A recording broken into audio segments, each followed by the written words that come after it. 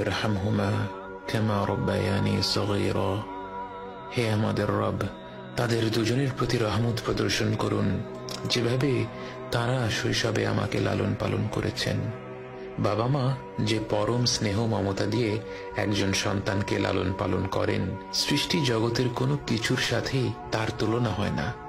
এই মমতায় কোনো স্বার্থ নেই, নেই কোনো শর্ত। যখন আমরা আল্লাহর কাছে বাবা মায়ের জন্য দোয়া করি, আমরা পৃথিবীর পবিত্রতম মমতার কথা উল্লেখ করে রব্বুল আলামিনকে বলি, আমার রব, আপনি এইভাবেই তাদের উপর রহম করুন। বাবা মায়ের জন্য এই দোয়াটি পবিত্র কোরআনের মাধ্যমে আল্লাহই আমাদের শিখিয়েছেন। অথচ আমরা যদি শুধু বলতাম রব্বিরহামহুমা, এটাও একটা সম্পূর্ণ দোয়া। এর অর্থ, হে রব, আপনি তাদের দুজনের উপর রহম করুন। কিন্তু আল্লাহ আমাদের শিখিয়েছেন